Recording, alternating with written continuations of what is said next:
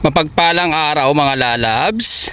Kung kayo po ay bago pa lamang nanonood na aking vlog, na aking video, bago nyo po tapusin ito, please pa-subscribe naman po or pa-follow po ng aking FB, pa-like, pa-heart, pa-comment, and pa-share na lang po. So ako po ay nagtatrabaho dito sa farm, sa Blueberry Farm. So ngayon po, isa sa aking trabaho ay, ayan po lalabs, magdugtong at maglagay ng elbow sa may mga leak na dripping line ay kailangan natin i-fix, kailangan natin ayusin. So kasi mapapansin nyo lalabs kung merong para malaman po natin na may leak, kasi dito po sa part na to ay talagang basang-basa at nagtutubig, aagos po yan hanggang dyan. So lalagyan po natin, papalitan natin at ipapakita ko po sa inyo. So ito na nga ay pinutol ko na, andyan na rin yung elbow, tapos andyan yung ring, tsaka idudugtong natin. So ipapakita ko po yan sa inyo. Ganito po kalawak ang farm. Shout out to everyone, sa lahat ng nanonood, sa lahat ng mga people kung saan man bansa kayo naroon, ay kumusta po ang lahat.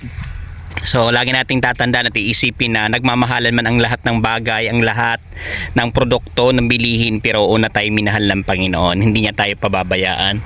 So namulaklak na nga po ang blueberry. Pag namulaklak, ibig sabihin sisibol na ang bunga. So green na green. So dyan po sa likod ay nag-i-extend po ang company, gumagawa pa po ng katulad po nito.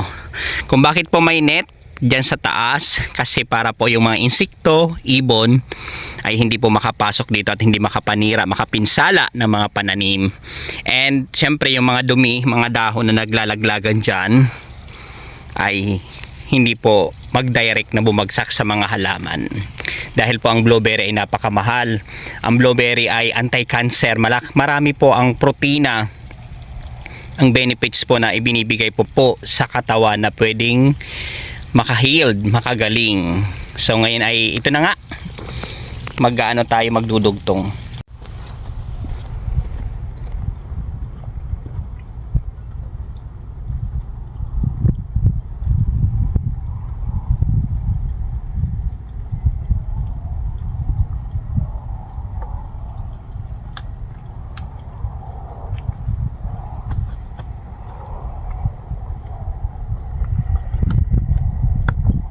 Kailangan natin gumamit ng maglagay nito.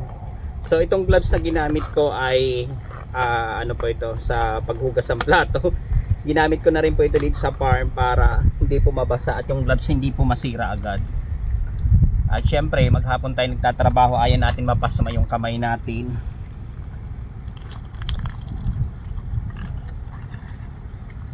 Lalagyan natin ng elbow.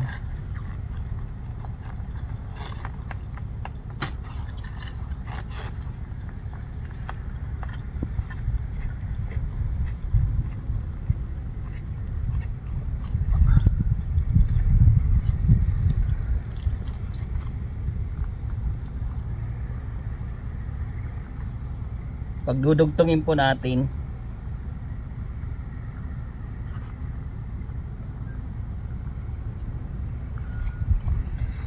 so sa bawat ikot ko lalabs ay yon, minsan may leak. So hindi ko po na po siya pinalalagpas, pinipix ko na po para hindi po umagos yung tubig at hindi, kasi sayang and magbabaha pag hindi po siya naayos. Ako lang po nag-aayos po nito. So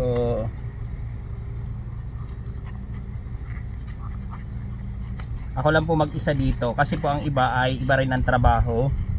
Nagpipitas na sa pruning, nagagamas. So ito po yung trabaho ko.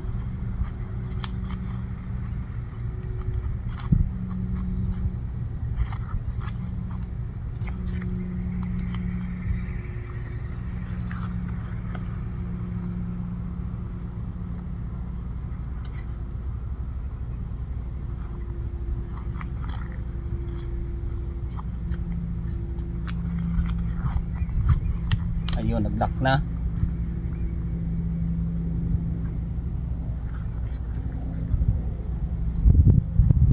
minsan mahirap siya ila kasi ang buhangin.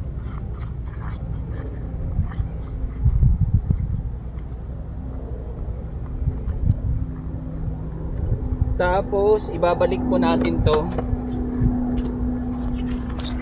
para po mabatak yung ano, ito yung alambre dito.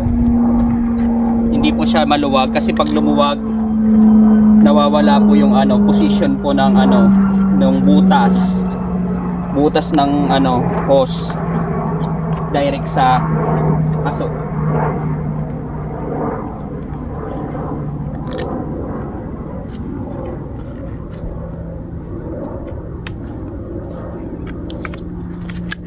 So ayan po yung tinanggal ko. So kasi may leak dito. Dito pa ay may leak. So ibabalik na po natin siya dito.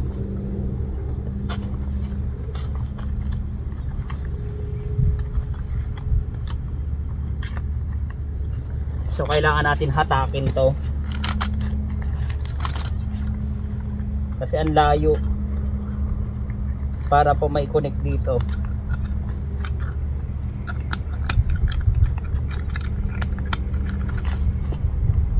Tapos andito yung butas.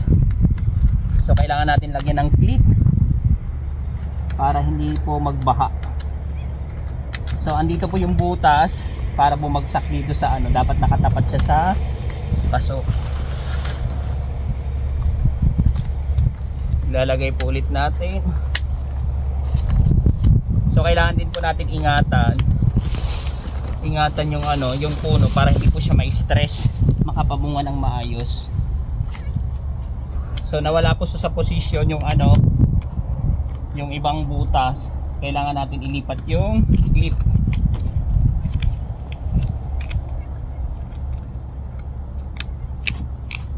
Ayun, okay na. So ito po yung ating tinanggal.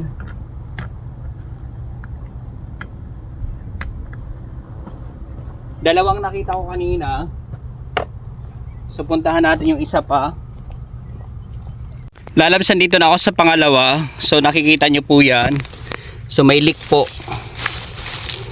Ayan, may tubig na umaagos.